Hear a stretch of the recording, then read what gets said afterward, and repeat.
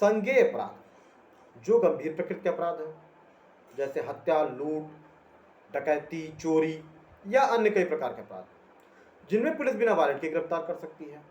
तो ऐसे अपराधों की तो होती है दर्ज एफआईआर। दंड प्रक्रिया संहिता 1973 की धारा 154 के अंतर्गत एक ऐसे अपराधों की एफआईआर दर्ज करवाई जाती है। लेकिन जो अपराध छोटे प्रकृति के हैं, असंज्ञेय अपराध, नॉन कॉग्निजेबल ऑफेंस, तो ऐसे अपराधों के लिए क्या है जिनमें पुलिस बिना वारंट के गिरफ्तार नहीं कर सकती है। जैसे कि उदाहरण के लिए आईपीसी के सेक्शन 323, 504। 323 मतलब किसी को उपहत, किसी को चोट पहुंचाना, जैसे मान लीजिए किसी को थप्पड़ मार दिया जाए।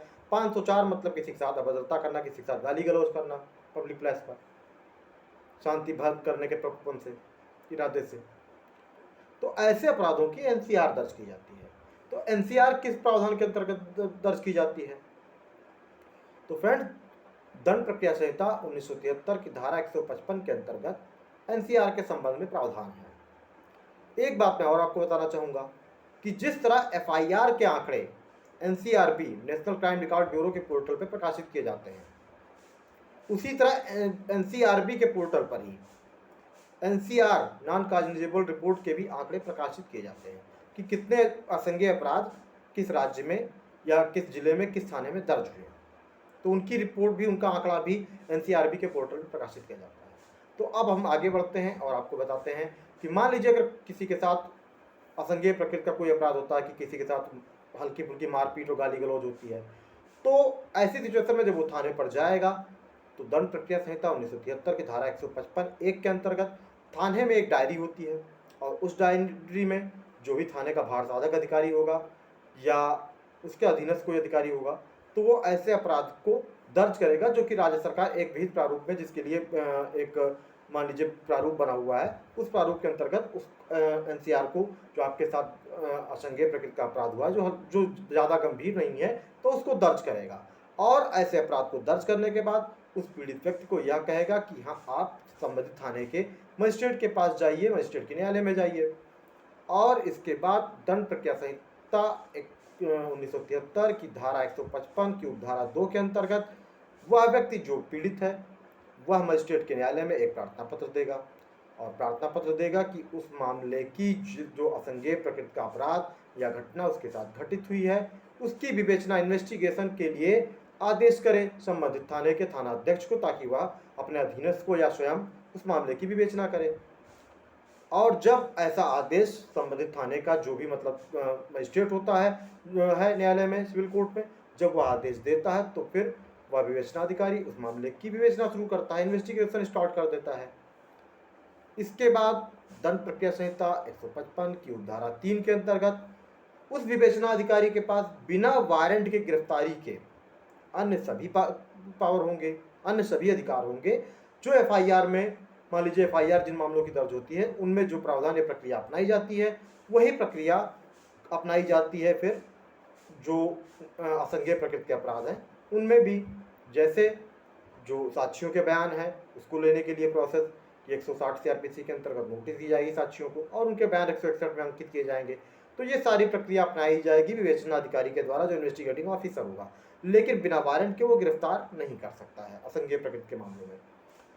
अब एक लास्ट जो और एक बात बचती है कि अगर मान लीजिए कोई मैटर ऐसा है जिसमें एक धारा ऐसी है कि जो संज्ञेय प्रकृति की है और 2 धारा ऐसी है जो असंज्ञेय प्रकृति की है, तो ऐसी सिचुएशन में ऐसे मामलों में क्या होगा? क्या असंज्ञेय मामलों की विवेचना अलग होगी और संज्ञेय के अलग होगी? तो फ्रेंड्स, ऐसा नहीं है।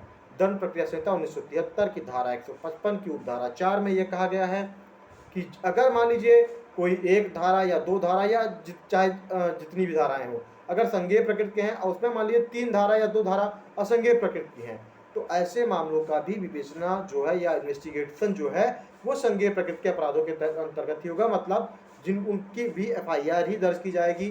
जैसे मान लीजिए 325 आईपीसी का अपराध, जिसमें यह है कि घोर उपहत के लिए दंड, किसी का हाथ तोड़ दिया जाए या दांत तोड़ दिया जाए तो उसके लिए दंड देने की प्रक्रिया जो मतलब प्रावधान है वो 325 आईपीसी में है। 7 वर्ष तक की कारावास और दंड, साथ जुर्माने का प्रावधान है। तो अगर मान लीजिए 325 आईपीसी में किसी के खिलाफ मुकदमा दर्ज होता है और उसमें 504 आईपीसी भी होती है कि गाली गलौज भी, तो उस सिचुएशन में ये होगा कि 325 जो कि संज्ञेय प्रकृति का अपराध है, तो ऐसी सिचुएशन में उसकी FIR दर्ज होगी और 504 भी उसी के साथ इन्वेस्टिगेट किया जाएगा, ना कि उसके लिए एक अलग से परमिशन आपको लेनी पड़ेगी या उसके लिए एक अलग से NCR दर्ज होगी। ऐसा नहीं होगा, वो भी संज्ञेय प्रकृति के अपराध के साथ में ही उसकी इन्वेस्टिगेशन हो जाएगी। तो ये प्रावधान है, ये प्रक्रिया है जो नॉन कॉग्निजेबल ऑफेंस हैं, यानी जो संज्ञेय प्रकृति के अपराध हैं जिनमें पुलिस बिना वारंट के आपको गिरफ्तार नहीं कर सकती है।